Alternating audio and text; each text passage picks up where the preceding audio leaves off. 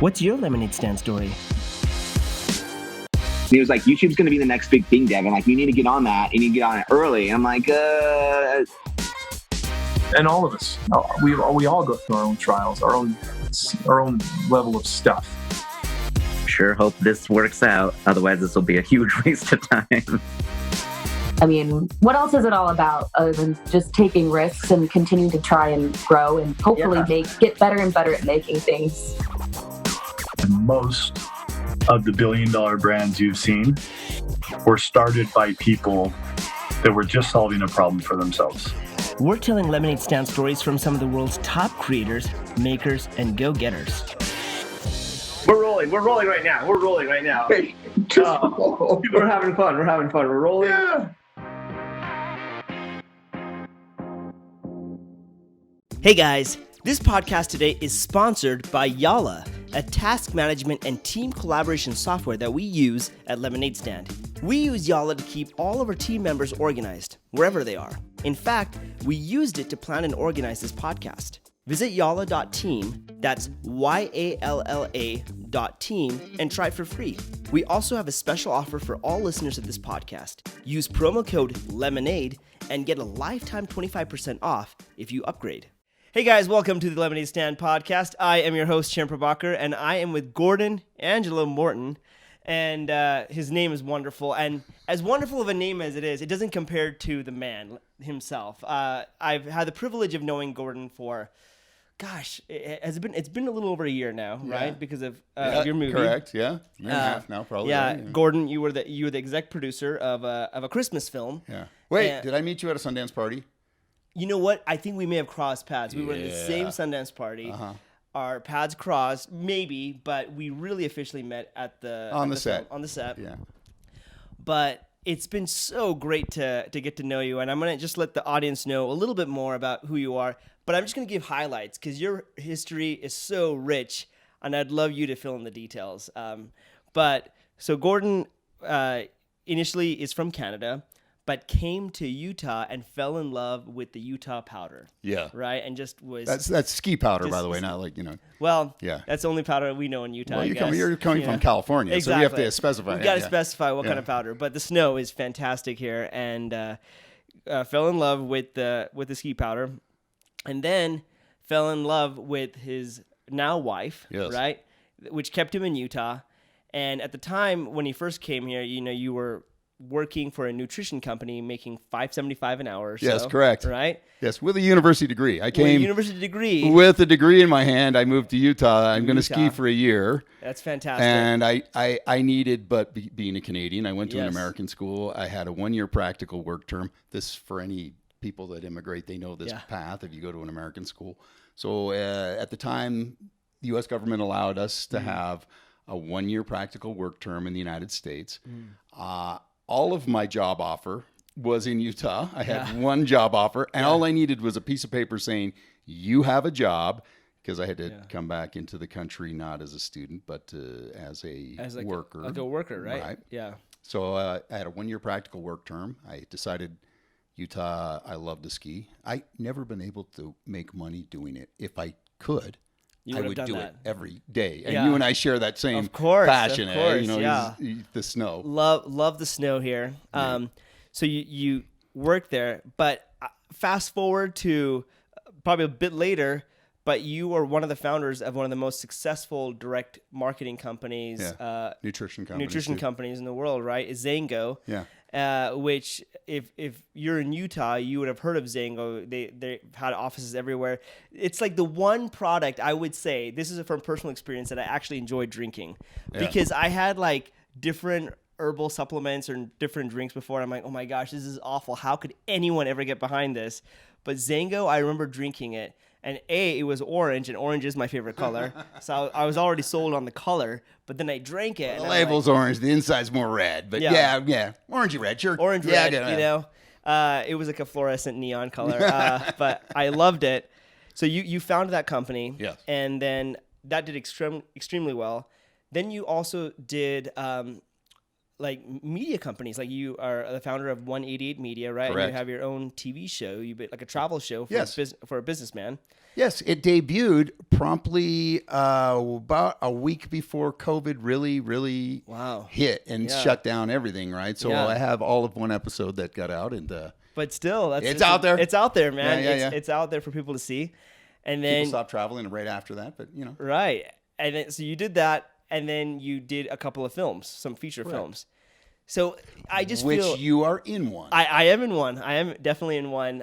Sweeping the floor. It was fantastic. You are the best floor sweeper I have ever seen. Well, years of practice in my own house. I was like, all right, if I'm gonna get this that character, talent doesn't just wandering off the street. You were good with that broom. Thanks, man. I mean, I didn't get camera shy at that moment. Yeah. I was able to sweep the floor. It was great. Yeah. But your history and your story is so fantastic, and I knew you'd be perfect for the Lemonade Stand podcast because it's all about entrepreneurship and it's all about getting in that world and making something happen. And when you're a kid, it could have been a lemonade stand, like a legit lemonade stand, or it could have been lawn mowing or whatever. But yeah, I just am so fascinated by your history and all the businesses and stuff you've done, as well as the philosophy behind it all. Yeah. I'm really excited about that. So I'd love to dive in, and I'd love to have you share your story with me. So yeah, let's go from the beginning and let's talk about how you came out here and all that fun stuff. Sure, absolutely. And you and I share one thing common, that we were both not born in the United States. And, no. And I had a mom with a thick Italian accent. She learned English after I was born. And so I was the kid in school when my parents moved us out into the country in Canada. So I say Toronto because there's an immigrant community in Toronto where I was up to first grade. Then they moved me to my parents. My dad had this. My parents are kind of these herbal gerbils, right? They're just like this. It's crazy, kind of like my mom had a health food store, and my dad had an herbal company that had to earn nutritional supplements in our basement. Okay, so and this wasn't common back then. No. Right? No, Not you're all, talking right? late 70s, right? Late 70s. It was pretty fringe. Like, yeah. I always say that my mom's health food store is not like a GNC. When you go into GNC, they have uniforms, and it's like, shelving and white and good lighting. And my mom's health food store kind of smelled like patchouli and a little bit like dirt, like, the smell of dirt. Yeah. Right. And, we had clientele that, I called them like sensitive ponytail guys. It would be like yoga dudes and a lot of Volkswagen vans that would pull up and that kind of thing. And it's different now, right? Obviously. For sure. We're right up the road from a Whole Foods, and you go into Whole Foods and it's pretty mainstream now. Very mainstream. But to be talking about, I was a weird kid. Growing up in rural Canada in a farming community, my dad, we were a mile from the closest blacktop, okay? So dirt road, farming community, farms on all sides. My dad has a health and nutrition company, driving a Volvo, okay? Wow. Volvos in rural countryside communities don't make you popular. It's, pickup trucks is what everybody drove. Right. So I played hockey because I'm Canadian, and the closest town, Shelburne, we would go in the Volvo, and pickup truck, snowmobile. Some people snowmobile to the arena. Volvo. Oh, right, there you go. There's the Mortons. Yeah. So that was my upbringing. My mom had an accent, so I had a mom that perpetually answered the question, "Where are you from?" Like it was all the time. Yeah. Because you immigrated. How old were you when you? I was 6, actually, 6.5, I think. Yeah. Yeah. So I know that you channel the Indian accent if you need to. But, all the time. I mean, it gets me out of speeding tickets. It's like, it gets me out of I'm like, oh, you drive on the right side of the road here. I thought it was the left. I'm from India. It helps. It helps. Secrets. Yeah. So your parents, I suspect, I've never, but I guarantee you they had a thick Indian accent, right? Yeah, they have a bit of an accent. Yeah. My mom immigrated in her early 20s after World War II. So she survived World War II as a kid, and bombing of her hometown and all these things that she witnessed, and immigrated to Canada in her early 20s. So if you don't learn English before your late teens, you got an accent for the rest of your life. Yeah, you know, for sure. My mom, until her dying day, had the thickest Italian accent, and it was one of those kind of sources of fun and pride. And you know, in rural Canada, my parents were herbal gerbils. Yeah. We drove a Volvo. My mom had an Italian accent, right? We were just odd. That's amazing. Just odd. Yeah. And but my dad was one of these guys who came from like really rough upbringing and decided, I'm gonna change my kids. He said, I'm gonna break the cycle. And he just kept saying, leaders are readers. And he would just put books in front of us, and books, and you read this and read this. And like one of the quintessential reading assignments was Think and Grow Rich. Right? Yeah. Napoleon Hill. Mm-hmm. You know?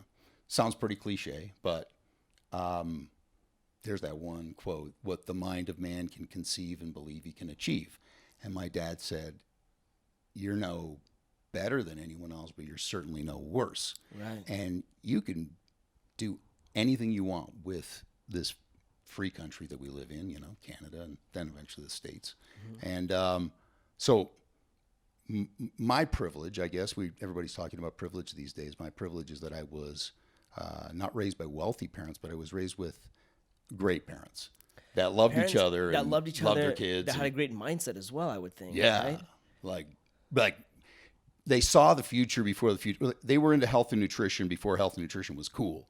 And when that happens, when you see a trend, like, you know, that my dad would just say, it's just so obvious. There's junk food and then there's health food. Like, what does that word say to you, right? And something as obvious as that, you know.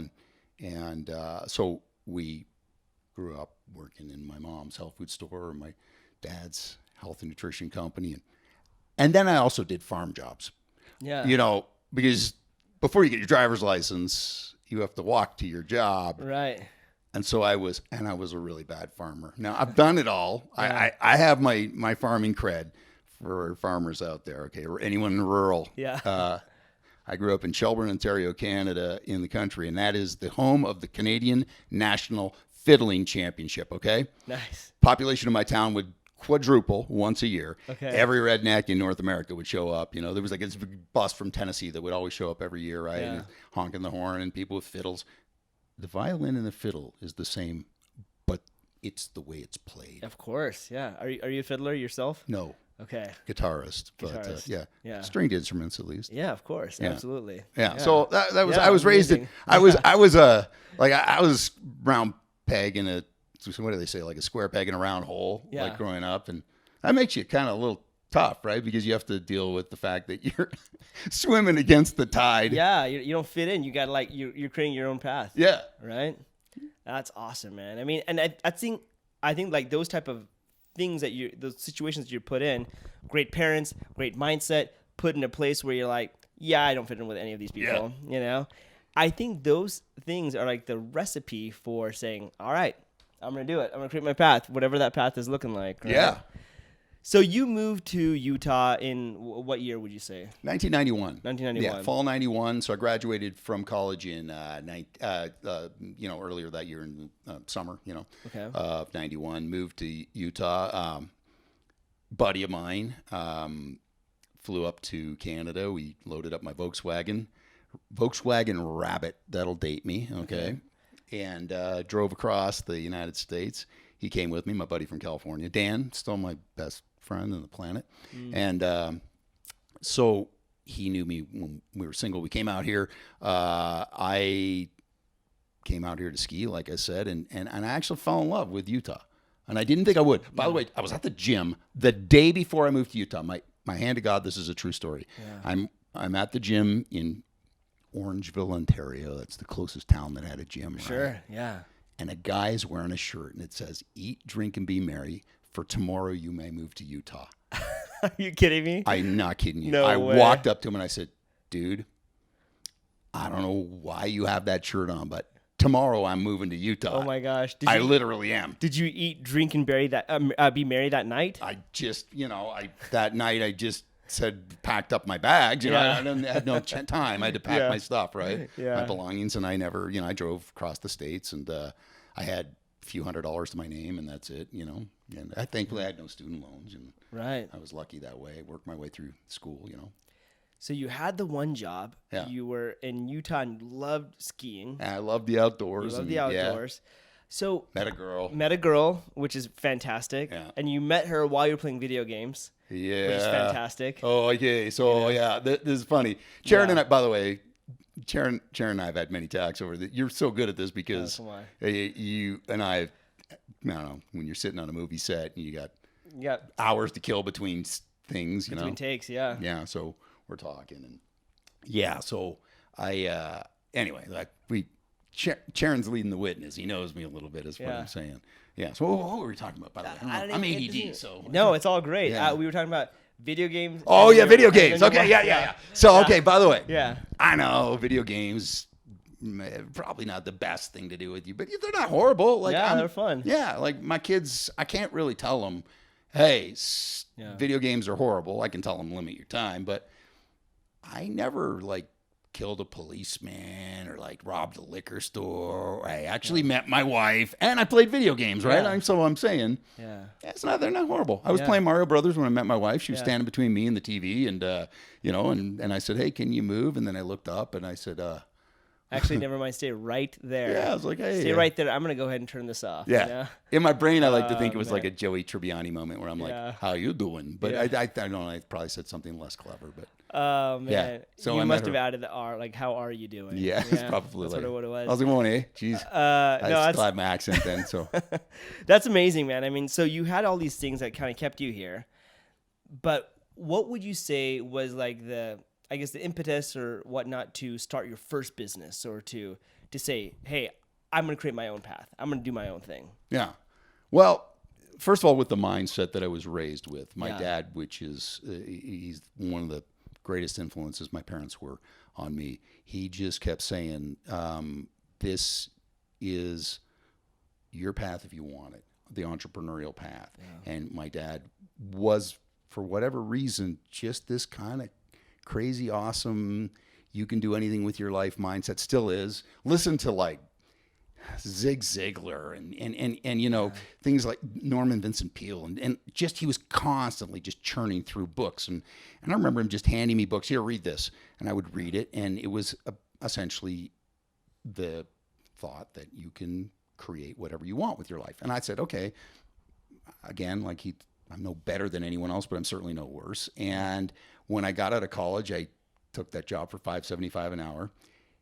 It was not exactly the plan that I wanted with a college degree. I spent money on 4 years of college, and I ended up with $5.75 an hour. But I met my wife, and I tell people, you have no idea how good a salesman I am, because I was making, at the time I met Rachel, I'd moved my way up to $7.25 an hour. Dude. I know, man. It's bodacious. It's kind of hard to ask a girl's dad, like, can I have your daughter's hand in marriage, though, when you're making $7 an hour? For sure. Like, what's your plan? Yeah. And, but I knew, look, I put time in. I was working in the industry that I knew growing up. My mom had a health food store. I was working for a health and nutrition company. Yeah. And somebody just said, hey, if you ever want to start a business, just work in that industry. And learn everything you can, like try to dissect it. And when you do start your own company, in that industry, you'll know pitfalls to avoid. And I did. Yeah. I actually had a longer list of things that I wouldn't do than I did with lists that I would do, just based on that. But okay, backpedal, the entrepreneurial spirit. Yeah.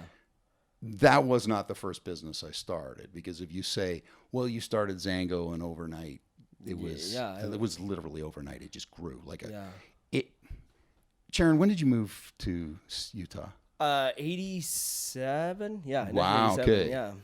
So we started in 2002, and so a year after 9/11. Okay. And so it was a pretty heavy time in America. The economy, the first .com bubble burst, the dot bomb, right? Yeah. So economy was when we started XanGo. But it grew like a rabbit farm on a hormone diet. Like it just was staggering in its growth. Like it was painfully staggering. Like moving buildings. We hired 50 people in a week once. Like that's and how would you why would you attribute that growth to like or how would you attribute that growth, if that makes sense? Like why did it grow so fast? And a lot of people have started businesses that have not grown that fast. Yeah. So was it the right team? Was it the right group of people that were distributing it? Because I know it's a direct sales company. Yeah. Was it a combination of all of the above? And by the way, the product's still out there. It's owned Yeah. by, you know. It was, yes, it's a number of factors, of course, right? And we can dissect that a little bit. The other thing is that I had started a couple of companies in my life and did not do well. I touched a few hot stoves, and you get pretty good at realizing what works and what doesn't. First of all, the team is very important. One of the partners that I started the company with was my own brother, Joe, who he also has the entrepreneurial mindset. Just to brag on my little brother, not only did he help me start XanGo, but he started like Ultra, the running shoes. If you've ever, he was one of the guys that started this running shoe company called Ultra. It's out of Utah, he and a guy named Golden. And anyway, he's no longer involved with that, but he's one of the founders. And he's just an entrepreneurial guy. And I had good partners, and I had a finance partner that was very good with numbers. And yeah. So, but before that, like the first businesses, no, like all the mistakes I made them, right? Yeah. And it you can make a decision like that can take you out of the entrepreneurial mindset. I was gonna say, what kept you going when the failures came? So, the first one I started. Okay, by the way, did you start businesses when you were young? You call this lemonade stand? Like, did you actually have? I'm trying to think if I've ever started my own business. business. A Sagpaneer business or something. I don't know. Right, probably. Yeah. You know, I probably should have started a business, but no, I think I was just too shy. I was a really shy kid growing up. No way. I was. I would say like I started a couple businesses in college with some partners, but really, I just wanted to be an actor. When I was in college, I realized. So in a sense, I am in business for myself. Yeah. And I you really are right now. I am. I really am. Right. But not in the traditional sense. So I'd be curious to know like what kept you going when things completely failed, or why did they fail? Yeah. So my first business, I was in my late teens. I was about 19, and in one of the summers in Canada, I had an entrepreneurial friend. We started a business where we were selling water purifiers. The ones back in the day, you would attach it to a sink, you know, and it would, before, now they're built into homes and stuff. But back then it was, you'd have to buy it separately. Yes. Right. So you stick it onto the faucet. And we really, really badly wanted to start a business because we were entrepreneurial, and we did just that. We really, really badly started a business, and it was a complete failure. But why was it a failure? Well, we were, you know, we'd set up like, you know, a table at the local mall. First of all, I'm in rural Canada. So when I say mall, I had to drive 25 minutes to get to the mall, right, which is in Orangeville. And that Orangeville mall, like the population density, and like, you know, you're talking to a rural environment. I didn't have the right product, and I wasn't talking to the right people, right? So not the right market, not the right product. Right, exactly. And it just kind of like fell by the wayside. I heard a lot of no's, and I realized that as uncomfortable as the word no is, it didn't kill me, you know? Yeah. And people, I think, are afraid of hearing no, but it's just a word. And, you know, I was that obnoxious guy in the mall that, you know, the center kiosk guy that's like, hey, you know, and before like now a mall is a gauntlet, right? But back then it was kind of an odd thing. I just had a table too. I didn't even have a fancy kiosk sign that I had, you know, my friend and I drew. My company was called Apex, which was funny because we went to the dictionary and we found the first word that sounded like the top, right? Apex. And then I was like, this is the greatest, right? Yeah. And we got like a little LLC or whatever was the equivalent in Ontario, Canada, and realized that there was like 300 Apexes in the phone book because everybody does that, you know? So anyway, all that was water purifiers, right? Yeah. Yeah. So it was, you know, it humbled me a little bit, and my ego got taken down a few levels, but I realized it didn't kill me. Yeah, no didn't kill you. No didn't kill me. Yeah, that's a powerful lesson to learn even when you're younger. It's true. Right? But when you think about it, like people here know, you go into McDonald's and you ask for a burger and a soda, they're going to immediately ask you, do you want fries? And I like many people might say no. Yeah. The lady doesn't go into fetal position and start crying. She just says next. Right. The next person in line. Yeah, right? they've cut that emotional attachment to. Yeah, because it's whatever just off. it is like some people. It's taste is subjective, right? So Right. you realize that you never know the situation that the other person is in, and no doesn't mean they don't like you. Sometimes they don't. That's okay. Yeah. Like people have said no right to my face in my own office about ideas and concepts, but yeah, I just built this kind of a tough skin, and it wasn't the only business I started. The first one in Utah was completely non-related, right? I had a colossal failure. Okay. It's a Utah. You want to hear like that? Okay. Yeah. Let's dive in a little bit. I want to hear. So I'm having some success early on in my career, working for a company, and doing pretty well. And my wife and I were in our first house, and we had set money aside for. To redo the do the backyard. It was a home, right? Yeah. The HOI said I had to have a front yard, and the backyard was whenever. So whenever happened when we had this money, and I had a lay down idea. It was my buddy and I, and we were going to start a streamlined mortgage company, right? And we were going to kill it. And I was like, honey, because I'm a good salesman and my wife's amazing. And I just said, sweetheart, I know you want the backyard done, but I'm going to take the money, these thousands of dollars, and I'm going to put it into this mortgage company, Premier West. Yeah. And I'll have that money back in our bank account in 30, 60, 90 days, plus a ton more. And, Yeah. Our backyard can have its own backyard. Yeah. It failed horribly, right? Failed horribly. And why? Just because people didn't want it? Well, or what?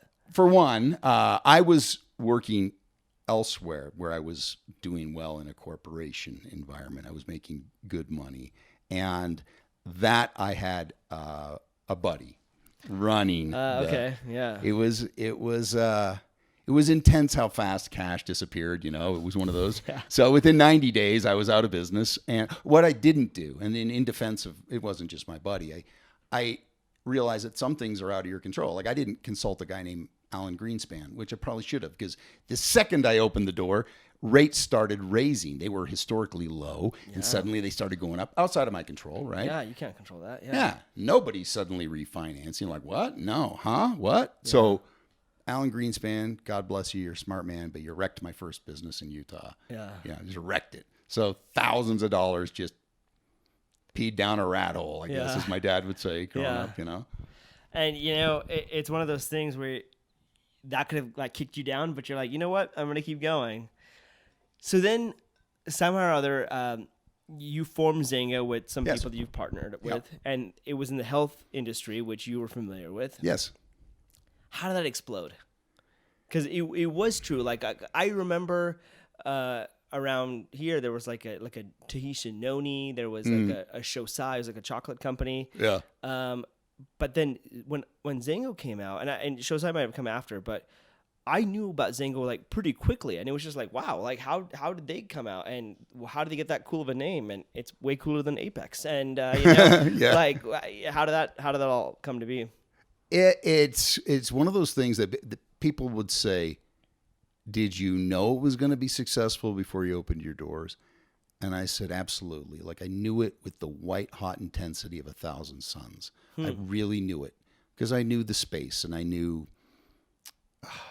it was what I was raised in, right? Yeah. And I knew timing and all these, the timing, believe it or not, the economy is down, and direct sales does reasonably good when the economy is down. I don't know why. It's just one of those contrarian I guess things. It's like one of those home-based businesses, and people are looking for something. Yeah. And we had something new. We were a category creator. I grew up in a health and nutrition family. So I would joke, and you're welcome to quiz me. I could tell you a nutritional supplement, every letter of the alphabet, right? Because I used to pick and pack orders for my dad's company, right? So, and people are like, can you really do that? I'm like, yeah, this is my sad, weird parlor trick. Alfalfa, burdock, capsicum, damiana, echinacea, ginseng, yada, yada, yada, blah, blah, blah, freaking blah, yucca zinc, right? I can put, but when my brother was living as an expat in Southeast Asia, and he came back with this story about this mangosteen fruit, and I'm like, mango, what? Huh? And he's Yeah. like, did mom sell this in her health food store? No.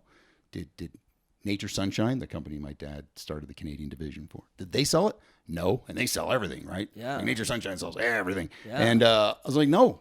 I said, we have a category creator. It's something that is, first of all, it tastes good too, as you pointed out. Yeah.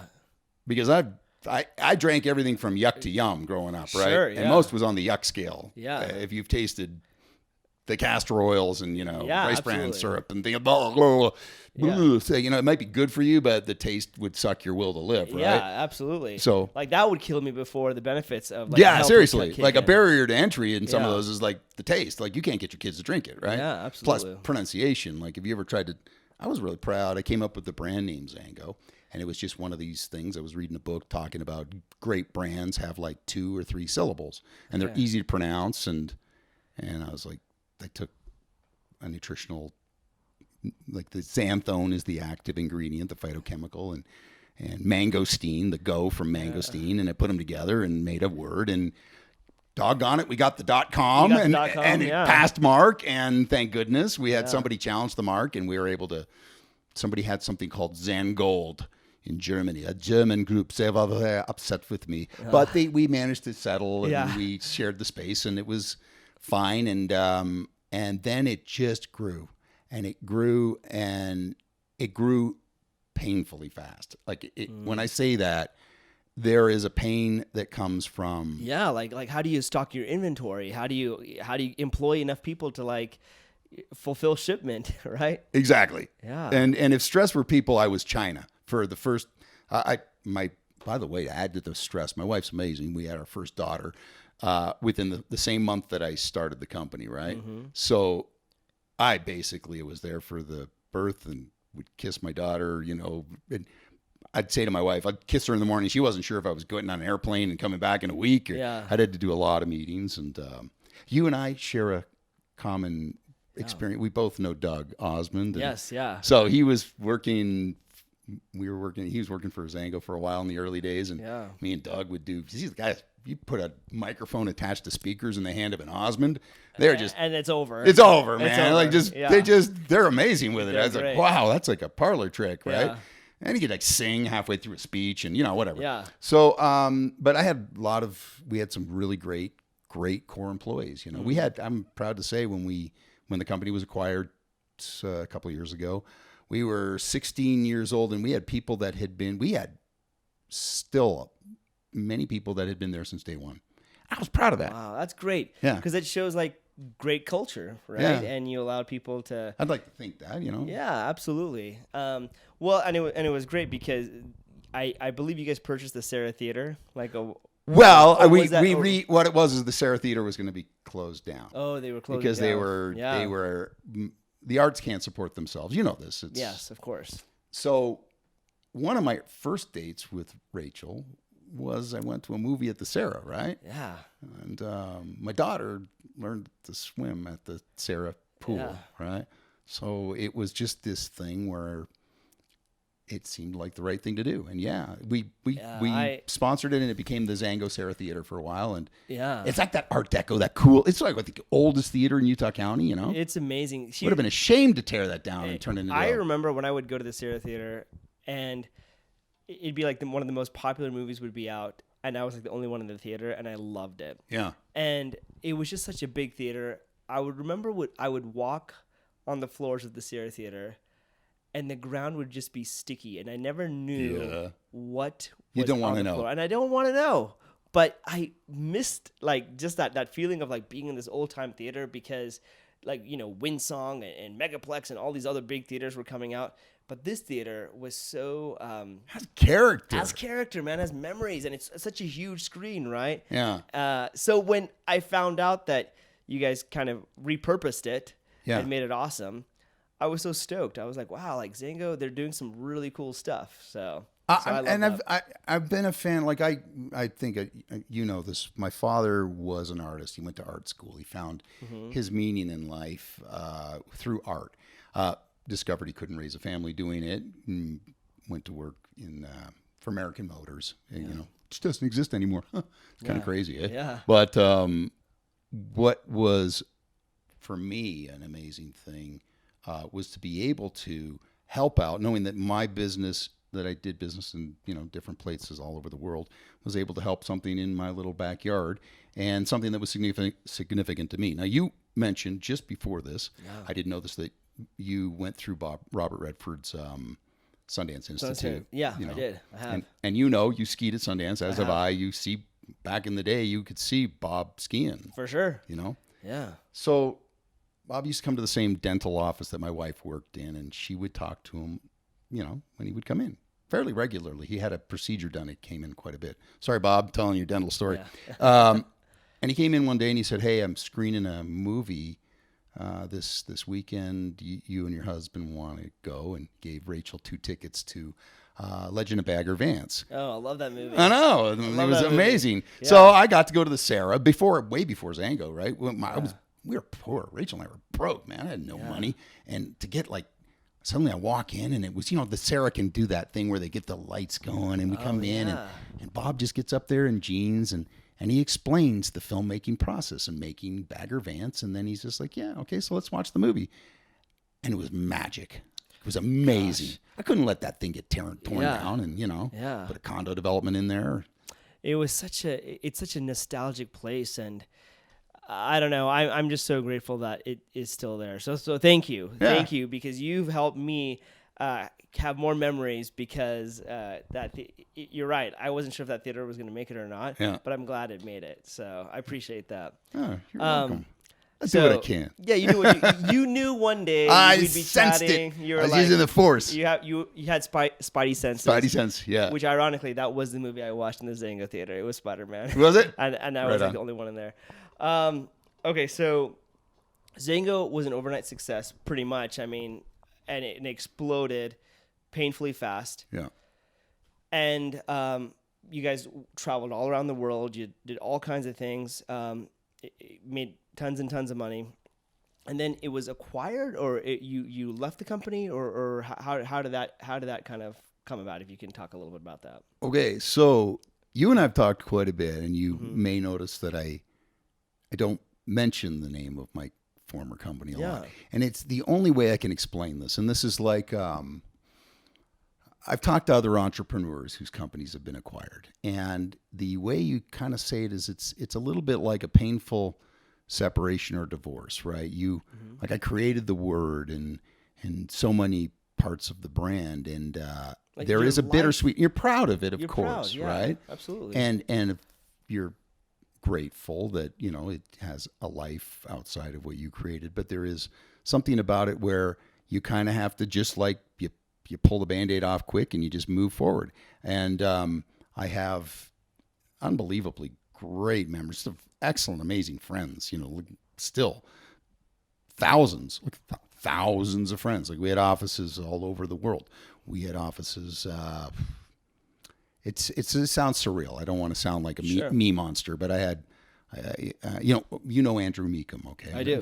So we're working on a movie together right now, and Nameless Days, shameless plug. There you go, Andrew.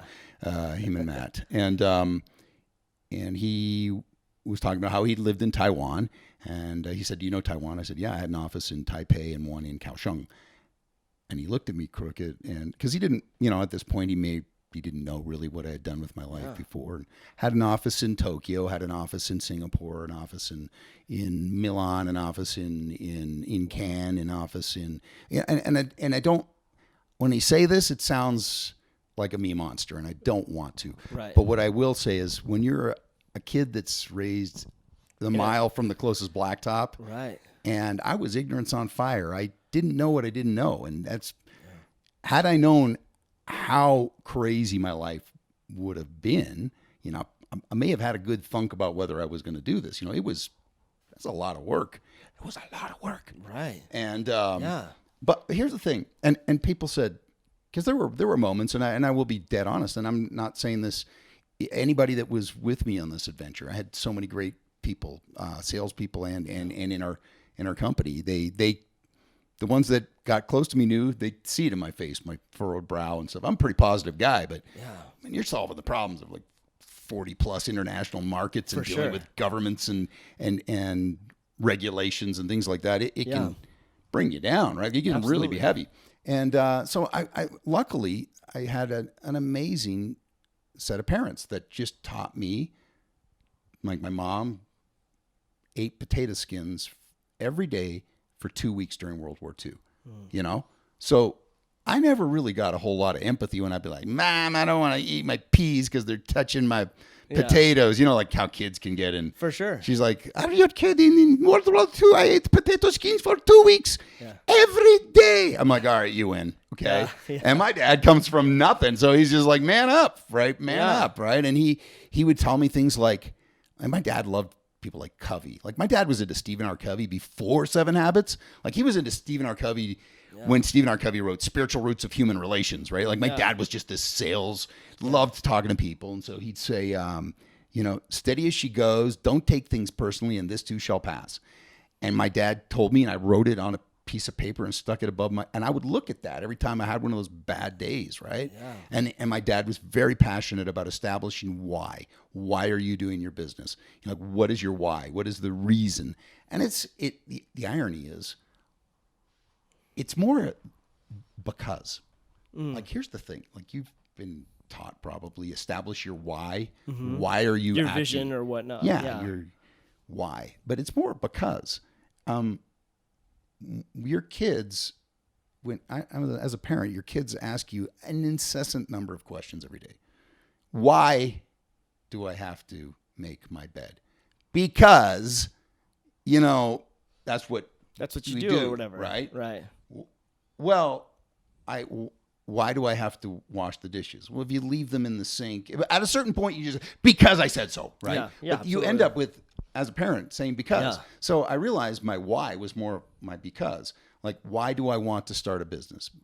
Because I want to build a wall around my family that nobody can touch, that I want to be independent. I don't want to be in the rat race. I self-impose pressure on myself. As you know, you've seen me stressing out about our movie. It's not that didn't come without stress. Making a movie is one of the hardest pieces of art to create, right? Right, absolutely. Million problems. That day on the set that you and I were, you had your problem. You had bitten by a angry insect. No one even knew what was all swollen. It was right? huge. Yeah. Yeah. I've never had that happen before or since. Yeah. You know? And that was one of your days where you were on set, right? You're like, why? Yeah. So you're solving problems all the time. And you start to, if you have a strong enough reason for doing things. And for me, it was, my whys were like the white hot intensity of 1,000 suns. And they were just, the philosophy I was taught was don't just think it, ink it, right? Write down the things that you want out of life and then check them off. And it's kind of a fun exercise. There's something, I remember somebody's telling me that, like, if you have a checklist of things to do, that there's an endorphin rush that the body has to checking it off and getting it completed. Right. And it'll bug you if you don't check that list off, right? Yeah. And it's the same if you have my dad had us create like dream boards. Yeah.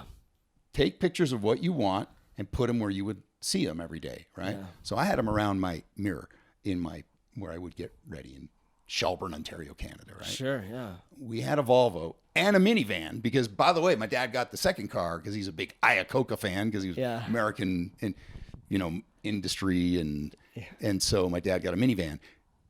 So I said nothing makes you less popular than having a Volvo in farming country. Yeah. We take it a step further. We had a minivan too. Okay. Yeah, that's not helping. Zero points. cred. Yeah. No street cred, right? Yeah. And it was white, so it looked like an ambulance. So anyway, he's like, "Look, you get your own dream board.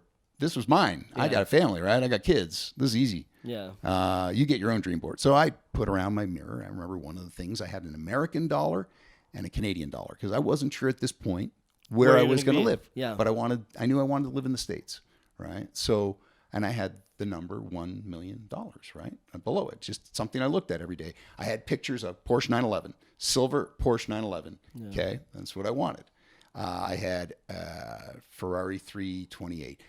Magnum PI was very popular. Hey, Tom Selleck, man. Go on. Yeah. Michelle Pfeiffer, Brooke Shields. I did have a Farrah Fawcett poster in the red bathing suit, but my parents tore that down because it was. They're like, we don't want you to do Yeah. that. You're getting a little too risque, Yeah, right? So yeah. So I had my dream board. I'm like, Dad, but you told me to put my dream board. This is my dream board. He's like, yeah, your dream board. No, you're gonna.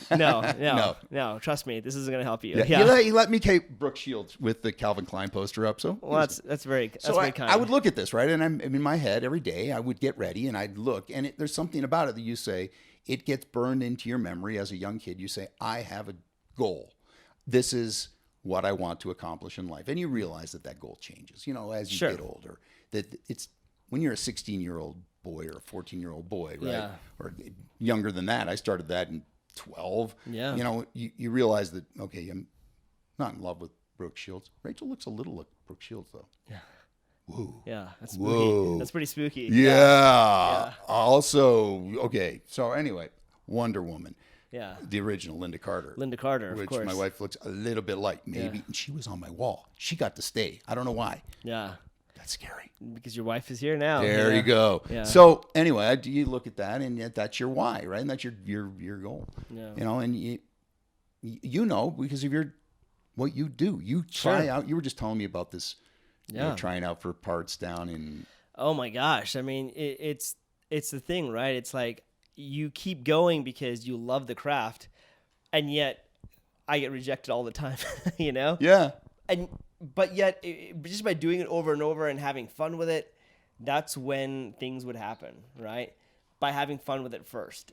So where'd you get this good attitude? Because you really there was nothing more demoralizing than going out for a part that you want. Like you just told this amazing story before. Let me just brag on you, because this is your podcast. But you were telling the story just before to my wife, who's a big Rob Lowe fan, about you being on Code Black. Okay, with Rob Lowe, and this amazing moment you shared about skiing at Snowbird. And I realize, how many parts you would have gone out for just to get like a role like that, right? Sure. How many rejections? How many times people told you, you just put something creative out into the universe and we're rejecting it. Yeah. And that takes a toll. Yeah. And people give up, right? Sure, yeah. Absolutely. And people just say, forget it, give up. But you didn't. And did you have parents that were they're immigrants, so there's obviously a drive. Yeah. But you know what is interesting is my parents, I love them to death. They aren't really entrepreneurs. They're kind of fearful. They definitely took a conservative route with everything that they do. Really? So I'm Canadian, and I'm telling you, Indians in Canada, they own everything. Really? Yeah. It's awesome.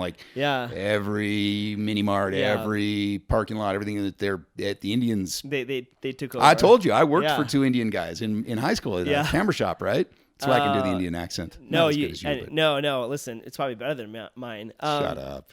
Well, I'll tell you, I have just found joy in all this type of stuff, right? And that's one of the reasons why I keep creating what I create. Like when it comes to auditions and whatnot, I have an attitude of you do your work and you forget about it and you just move on. And then if they call you back, great. But if not, hey, you had fun. You practiced some acting. You got to meet some people. Yeah. And that's the way you go. I never really took acting. I don't want to say the words seriously, in the sense of if I don't get this part, I'm going to die. I got to get this. I have to get that. It was more of I really love doing this, and it's a lot of fun for me. So I'm going to keep going. I'm going to keep creating. And then if more things happen as a result of it, it was great. I had to take a very present moment type of approach to it, if that makes sense. If you take a very outcome-based thing of I won't be happy or satisfied until I get the role. Yeah. Would never happen. No, the journey was where it was at, and I had to really focus on being happy right now. In fact, that's what I learned. If I was happy right now, the parts just came. But if I had to get the parts and then became happy, the parts wouldn't come.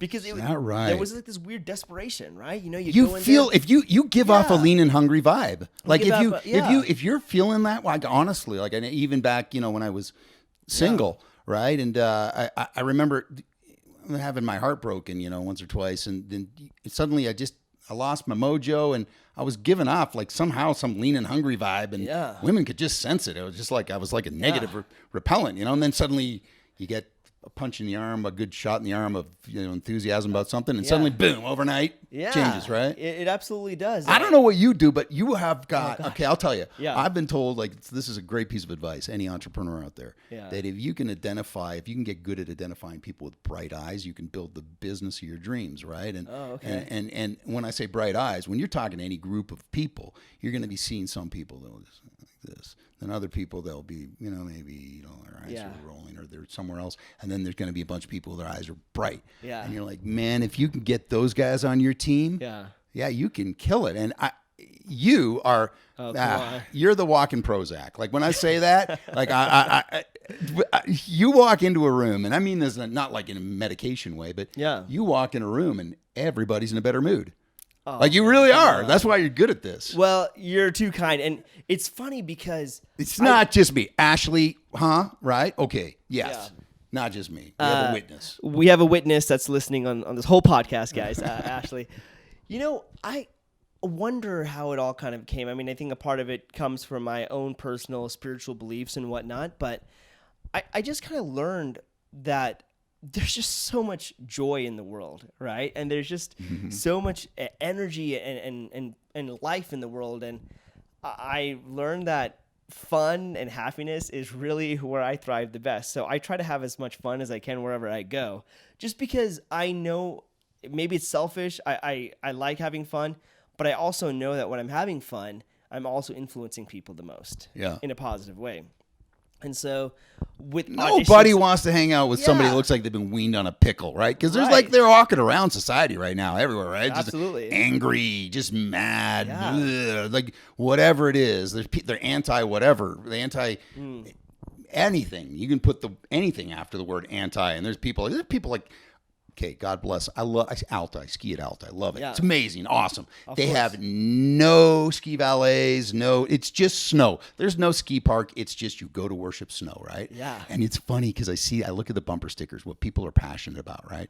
And there's one, and I parked near this awesome vehicle, okay? And it's, friends don't let friends eat farm-raised salmon, right? And I was like, okay, I get it, right? Yeah. I'm like, you're so passionate about this that you're putting it on, like you're so anti farm-raised salmon that it's on the back of your car. Good. Like I'm an herbal gerbil, right? I'm picky about what I eat, but I don't dwell on the negative, right? Yeah. You can't. But here's the thing. This is like heavy. So you and I are going to get heavy. Let's get heavy. Let's get heavy. Okay? Yeah. Because the sad reality is that the world in general has a slight disadvantage to everybody, and that is it is inherently negative. And I will say it this way, okay? Gravity.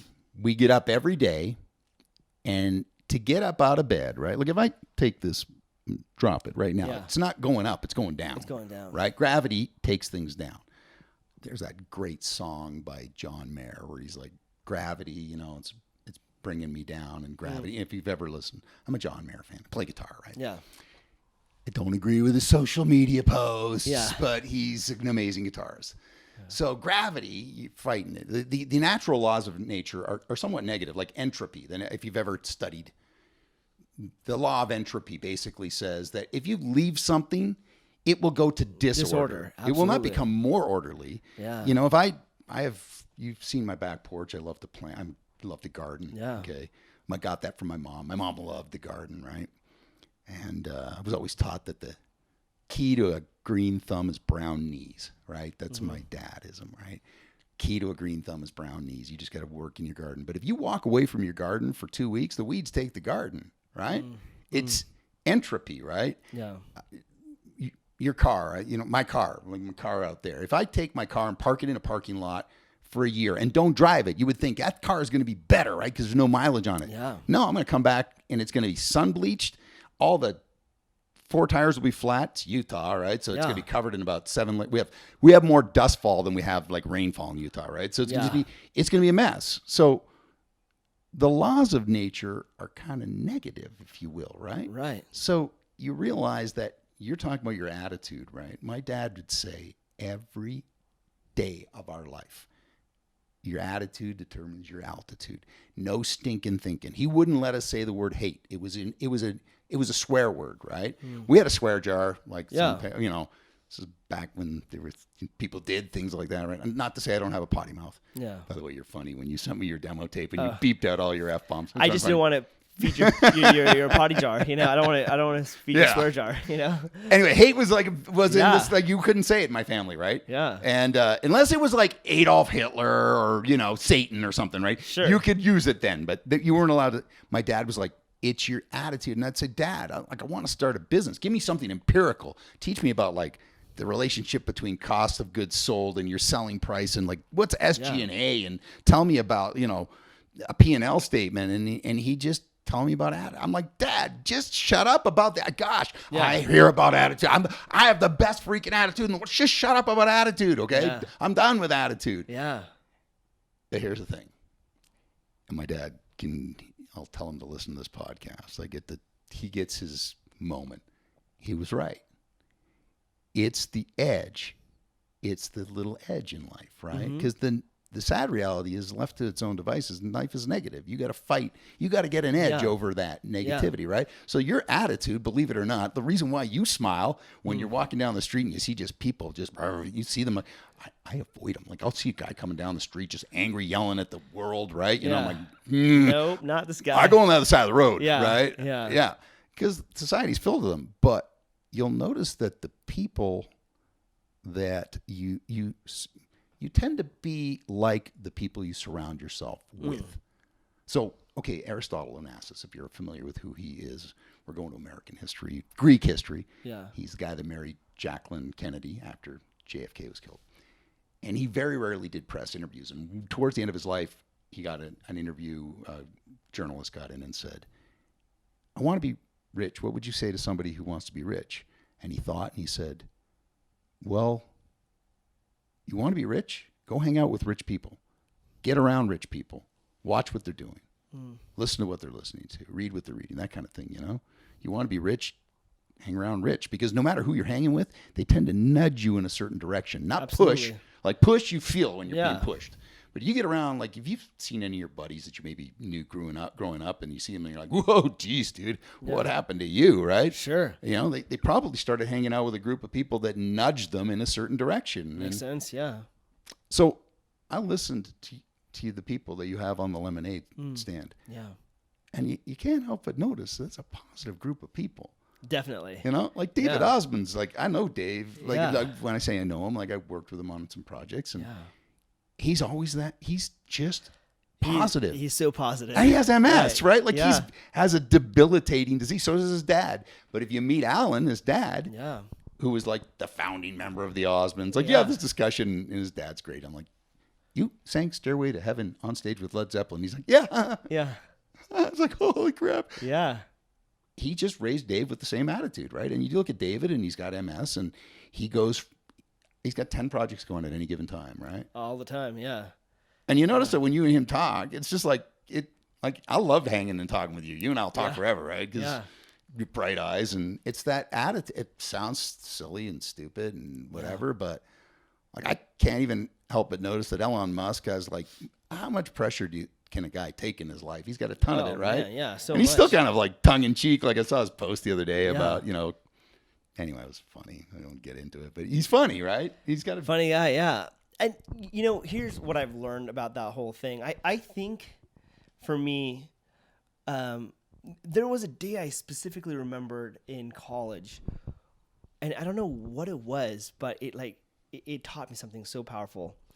The whole day was filled with failure, I guess you could say. Yeah. I bombed a test, or I didn't get this paper done in time, or just things kept happening that were not good. And yet, for whatever reason, I was just so happy that day. And I couldn't pinpoint it. I'm like, nothing makes sense about this day, because everything around me has failed. Yeah. And yet I can't, I'm happy. I'm happy. Why am I happy? It doesn't make any sense. But then I realized, wait a minute, if I'm constant, and I love that feeling, right? I love that feeling of my inside, just my heart just being warm and happy and joyous. And I knew like more than acting, more than like succeeding at this or that or having tons and tons of money. I just wanted to be happy, you know? I just wanted to have that total sense of well-being, of being joyous and whatnot. Because if that was the case, it doesn't matter what happens. Because I think what's worse than having all of your dreams come true, or not having all of your dreams come true, is having all of them come true and realizing you still weren't happy. You still weren't fulfilled. Yeah. I think that would be way worse. Because then you're like, oh, gosh, I've been chasing all this stuff. And it just added to more stress. It hasn't given me any sense of joy. It hasn't given me any sense of purpose. Now I've got to like chase after more things to cover the problems that have come from the initial things that I wanted. Yeah. Right. So a lot of times I've realized I don't even know if I know what I really want on the outside, but I know on the inside I want to be happy. Yeah. And I want to be joyous. So you get an A+, brother. I'm not kidding thanks, you, man. Like Yeah. 5 gold stars. And I'm a reasonably positive guy. Like I got like seriously, my dad's like Zig Ziglar, happy, positive. Like just zippity doo dah. Like he wakes up. He would play Ride of the Valkyries or like something in the morning, like like Tchaikovsky's. He would wake us up at like 8 a.m. on a Saturday, and to Ride of the Valkyries, and he's like, "Hey, come on, we're going to go out and like we got to go like plow the field." And I'm like, "What are you crazy?" Yeah, I'm like 12, and he's just like, and he would do this thing where he would say up and at 'em, right? Sport, he would, and with more of a Canadian accent. Geez, up in the morning. But anyway, so one of the things that he basically said is like, you can decide. It's your decision every day, your mood, right? You can decide, like, first of all, if you turn on like any 24-hour news channel right now, it's not exactly the place to go to feel positive, right? Never. Yeah. It's you're pretty much going to see, disease and you're going to see like terrorism and gun violence and you're going to see a jogger get mauled by a mountain lion and and explosions. Right. But here's the thing. We opened the door right here.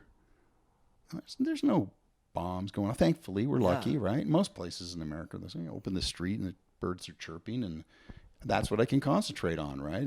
But your brain will look at that fear and will actually but my dad's like, turn it off. You have the choice to back away from the TV anytime. Put down the remote control, back away from the TV. As a matter of fact, my parents were this kind of family that they were like, we don't believe in TV. I'm like, how do you not believe in TV? It's like not believing in Santa Claus or what? Like, well, we had a TV, but it had one that had a plug that you could pull the back out. And my parents would let us have an hour to an hour and a half of TV a day. That was it. No more, right? Yeah. So it had to get kind of selective. They kind of mellowed when they got a little older, but my dad was like passionate. Like they're, TV is bubblegum for the eyes. If he let us watch it, we had to turn commercials off, right? Because he's like, I don't want you brainwashed. He was really funny this way. This was a crazy dad that I had. Yeah. But he was always about, you have a choice to be happy, right? So you and I share that, but I got to tell you, you're better than me. I've told you this. I'm like, you and I had this one day, and I said, are you always this way? And you're like, pretty much. Yeah. And you're like, are you? And I'm like, no, I can get apocalyptic, right? Yeah. My brain can go to that dark place. Yeah. If there's something like a dark cloud, like it's like my tongue finds a sore tooth, I'll do that. I'll go there. And you and I had different upbringings, obviously, right? Mm-hmm.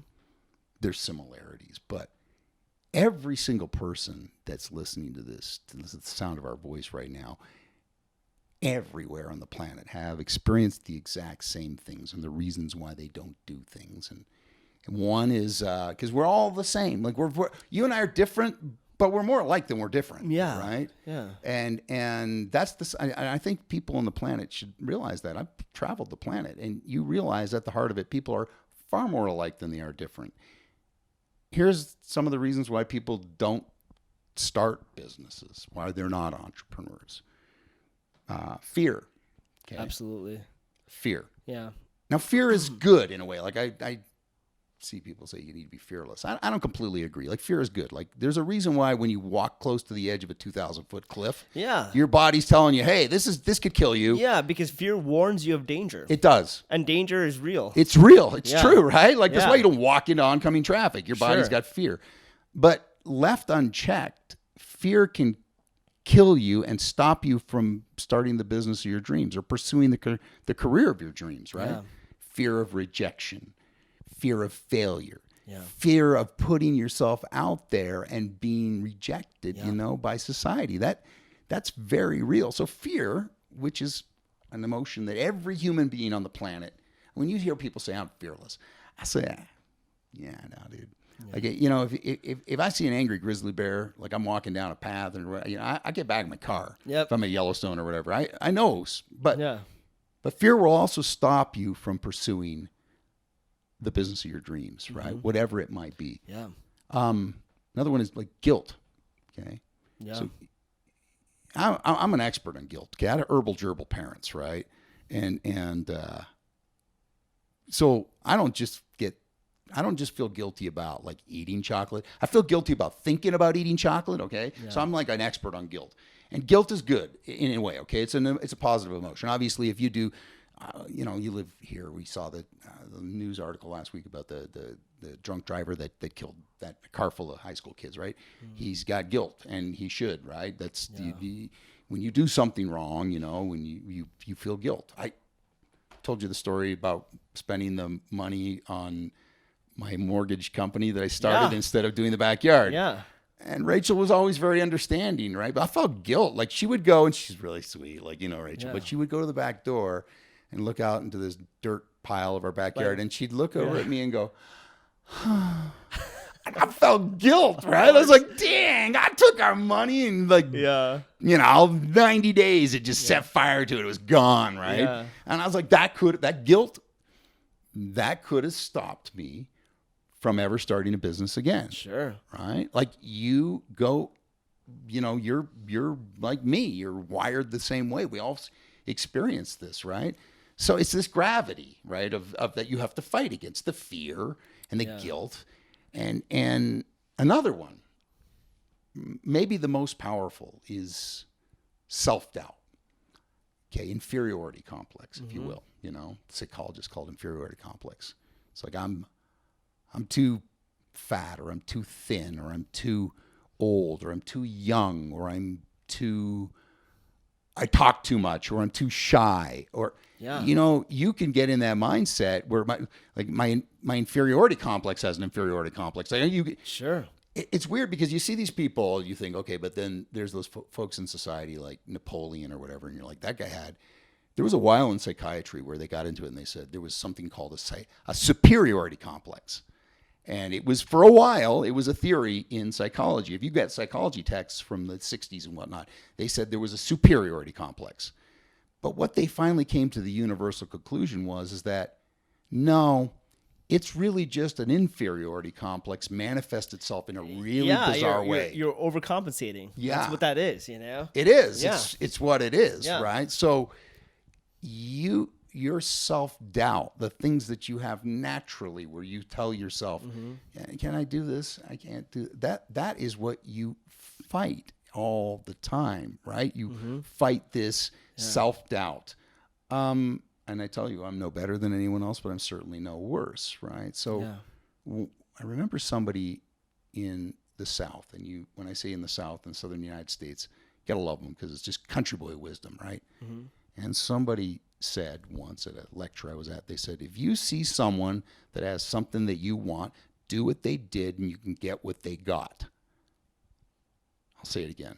If you see someone that has something you want, do what they did and you can get what they got. And I remember thinking, I've seen people that are really successful that they're not that bright. Sometimes you're like, you've met them, right? Yeah.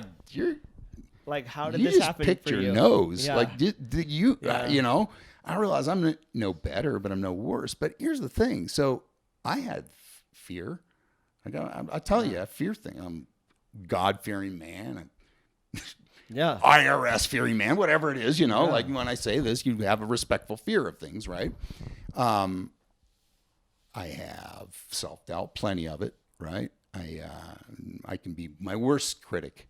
There are times where the little voices in my head, guilt about things that I should have done differently, right? Absolutely. So if we all are born and we have fear and we have guilt and we have self-doubt, how does anybody become the president of the United States? How does anybody make $1 million. How does anybody win an Oscar, right? And the answer is actually quite simple. Really simple, if you want to know. Yeah. It sounds really, really cliche, but it's a dream. A dream is like a hot air balloon that lifts you from the gravity of life. And it's like your why, it's your dream, it's what you want to do. And if you have that instilled in your brain, you think about some of our greatest thinkers of the last, in recent history, okay? I love MLK, Martin Luther King. I think he's amazing. Probably the most famous speech in the history, in recent history. I have a dream. I have a dream that my 4 young children will not be judged by the color of the skin, but by the content of their character. I have a dream, right? Yeah. It goes on. I have a dream that Protestants and Catholics, they can sit at the table of brotherhood and blah blah blah blah. And it's profound. And if you get into it, Walt Disney, any of these people, I'm a Beatles fan, right? Yeah. John Lennon, Imagine, probably his most famous solo hit, right? You may say I'm a dreamer, right? Because he talked and dreamed about a utopian world, right? Now he died prematurely, obviously sad, but funny because he also said things like, I am the walrus, cuckoo-cuckoo. So you have to catch John on the right day, right? But, if you get people and you interview somebody like an Elon Musk or anybody that's broken the gravity into the stratosphere, has made something very big, you'll find at the heart of it that they have a dream about what they're going to do with their life with the white hot intensity of 1,000 suns. Like I can tell you, I just know enough about you that when you put your head on your pillow some nights, you're imagining yourself like with the role that you want, sure, and even like maybe practicing an acceptance speech for a SAG award or something, right? Yeah. Like I don't know about you, but like I'm I played guitar my whole life, right? I can't make money doing it. I realize every time I pass a street performer, a homeless guy's playing guitar better than me, I'm like, dang, like, I'm a decent guitarist, right? I realized I wasn't going to make any money doing it. I'm passionate about it, and there's a reality to that. But I don't know where I was going with that one. Why did I get on guitar? What were we talking about? Dreams, man. Dreams. Yeah, dreams. I'm a little ADD, right? Yeah, I know. By the way, how many ADD people does it take to screw in a light bulb? Oh, man. Hey, you want to ride a bike? Okay, so whatever we're talking about. What I was saying is that if you can put this in your brain, like this thing that I want, and put it in your brain and again, coming back to that Napoleon Hill, what the mind of man can conceive and believe he can achieve. And you and I are sitting in my office, and I told you before we were talking about the books that are in here. And people say, have you read all these books? And I'm like, I've read most of them. Sometimes I get like a quarter of the way through, and I'm like, nah, I'm unmerciful. If this book is not catching my attention, it's gone, right? I thin the herd. So this represents a very small amount of the books and I'm not saying I'm bright. My dad just kept saying, read, just leaders are readers. Yeah. And if you see somebody that's negative, right, sometimes you can just say, they're not reading the right stuff. Yeah. You could do whatever you want in America. Yeah. Like the books aren't banned, right? This is the greatest country. Like I know you don't hear it very much these days, right? It's not a popular thing but this is an amazing place, right? You can do whatever you want. Read whatever you want. And my mom grew up in World War II. Italy was on the wrong side of that war. There was like stuff burned, like books were burned. Mussolini banned everything other than Italian language, right? It was that was a different world, right? She left there for a reason. By the way, my mom went through Ellis Island.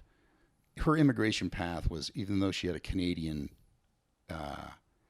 immigration paperwork, she had to land at Ellis Island. She was escorted by gunpoint to a train and taken up and where she met my Uncle Max in Toronto. And that was her immigration path. So she saw the Statue of Liberty. That was the first thing she saw. Have you ever been, by the way? Statue of Liberty? Yeah. Yeah. It's amazing. It's cool, eh? Yeah. So I've been with the kids, Yeah. and we all know the one line that says, "Bring us your huddled masses," right? But what I think is profound is the line right below it that nobody ever quotes, and it says, "Bring us your refuse from foreign shores." And I thought about that. Like, we don't use you come from the British system, so do I. Mm-hmm. Refuse is not a word that they use in America anymore, right? But it's garbage, right? It's the word for garbage. Bring us your garbage from foreign shores. My mom came with less than $100 Canadian in her pocket and landed, my dad comes from nothing, like just abject bad side of the tracks. I won't get into it, right? But the thing that's amazing about America is they're like, bring us your garbage. You can do whatever you want. And people that were rich weren't leaving Europe to start America in 1776. The Plymouth Rock was those weren't the Rothschilds or whoever. I'm trying to think who would be a big family back then. That was people who wanted freedom and wanted a chance. My grandfather was destitute after World War II. He had all his money in the Italian savings bonds. He was smart with his money. Lost every penny of his net worth because the lira went instantaneously overnight after World War II. He had nothing. He had to start again, and he's saying, I'm not starting in Italy. I'm going to Canada. Okay. And I think people forget that. Like, you could do whatever you want. That's a nice, you could do whatever you want. And I think people get this mindset like, I cannot. Yeah. Not true. Because right now, like, if you say I can't do something, and you stand in the middle of my street and say you can't do that, you're going to be run over by somebody that's going to tell you can, eventually. Yeah. Right? You can't drive a car based on electricity. Elon Musk ran you over years ago. I remember watching a show called Who Killed the Electric Car?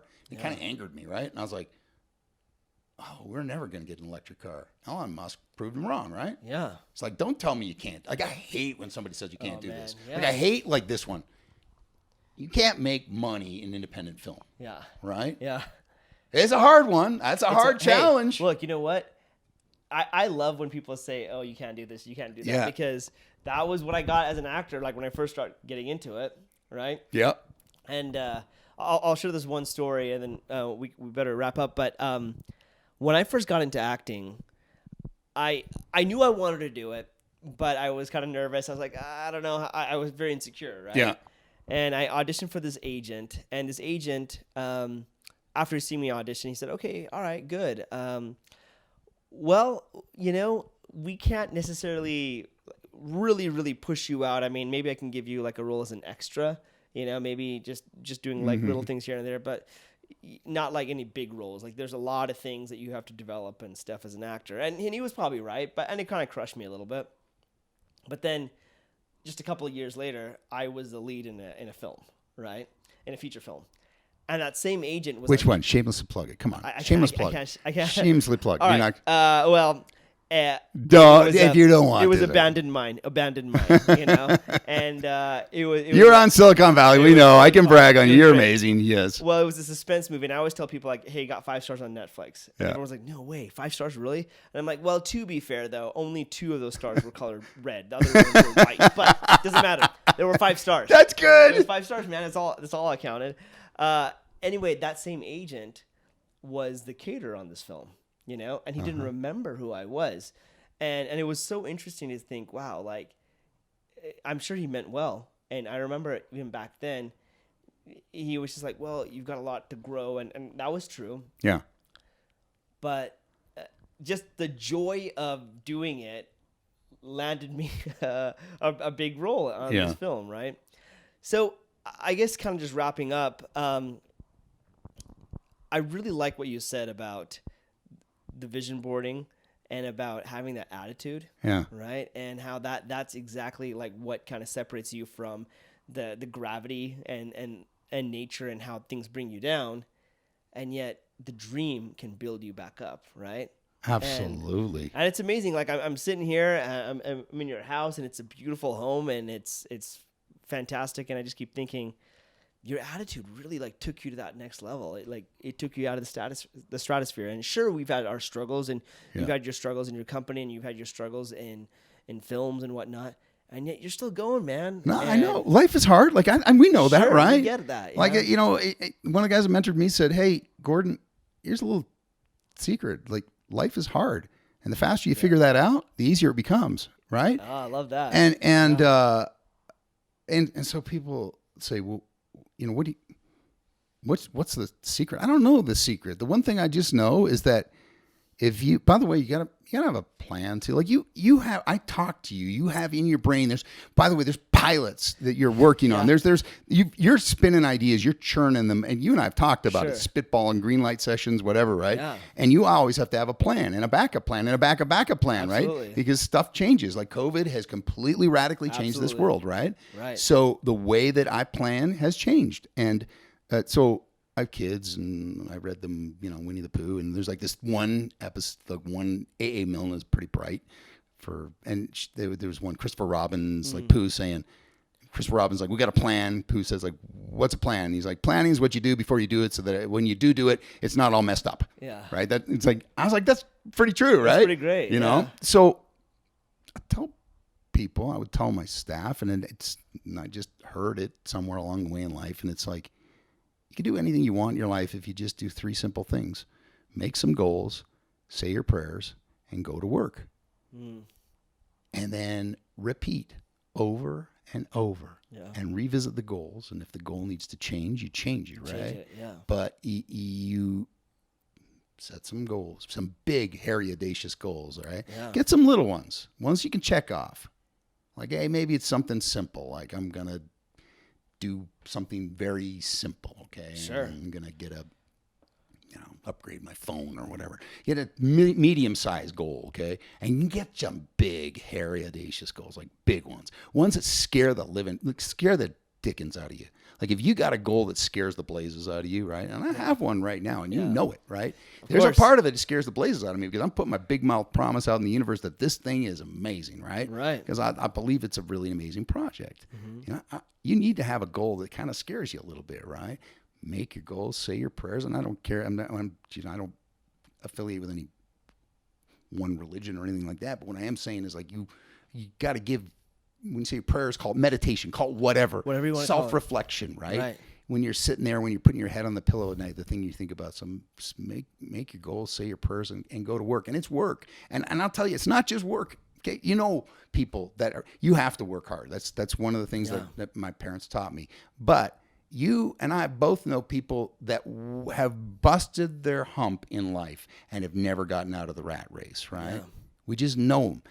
Part of it is also working smarter, right? Mm-hmm. And realizing how to leverage your time. And if you can give up what used to be Monday Night Football, okay? Monday Night Football doesn't, I don't know what's going on anymore, but, you know, I heard somebody say, if you can give up Monday Night Football one night a week to chase some other business in addition to what you're doing, you can change the trajectory of your life, right? I love that. So anyway, I know you hear a lot of doom and gloom these days. Like, I know it's apocalyptic to turn on the television. Sure, yeah. It seems like I turn on the TV and it's like, all right, here's another. Yeah, I was like, wow. Yeah, here's another thing. Murder hornets, and I was like, holy, whoa. Yeah. So, but here's the great thing. Life's amazing. It is. Like, it's amazing. I get to eat pizza.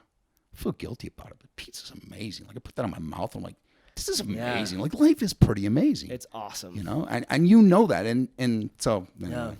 I know it's not fashionable to be positive these days, but I still am, actually. Dude, I love it, man. I love it. Like, I love meeting you. I love having this conversation because at the end of the day, it's like there are so many great reasons for you to be positive. And if for nothing else, just so you feel good inside. Yeah. Even if nothing else is going on great outside, just feeling good inside. And I just feel like every time you put that in there and you're feeling good on the inside, the outside world just kind of reflects it. Yeah, that's just how it's been for me. Isn't that funny? It's amazing. It's funny. I feel like we're trying so hard to like control the outside to make ourselves feel good, but it's almost like, hey, if we just kind of work on our inside and make ourselves feel good, the outside just reflects it.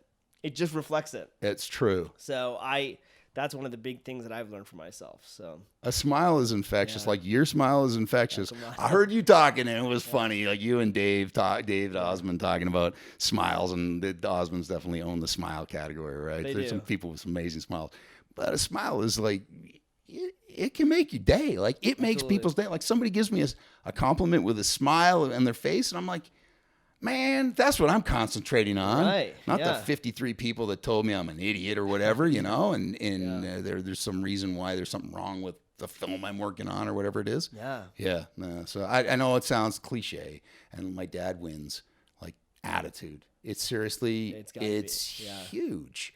Yeah. So anyway. Gordon, Good talk. You're the best, man. Good talk, man. Great chat. I really hope people get stuff out of it. Thanks again for joining me, Lemonade Stand. You're the man, and I cannot wait to do stuff with you. Like it's just been so fun. Oh, we know it. We already have. We already have, yeah. and we're gonna do a lot more. I'm excited about Absolutely. it. True. Okay. Awesome. Well, thanks again. Thanks, Jaron. Okay. Cheers. Take care. Fist bump. Yeah. Thanks so much for listening to the Lemonade Stand podcast, and we hope you enjoyed this episode. Be sure to subscribe to the podcast on whatever platform you use to be alerted when we release new episodes. We'd also love to hear your feedback in the reviews, and if you or someone you know has an awesome Lemonade Stand story, please reach out to us on social media and let us know. Thanks so much, and have a great day.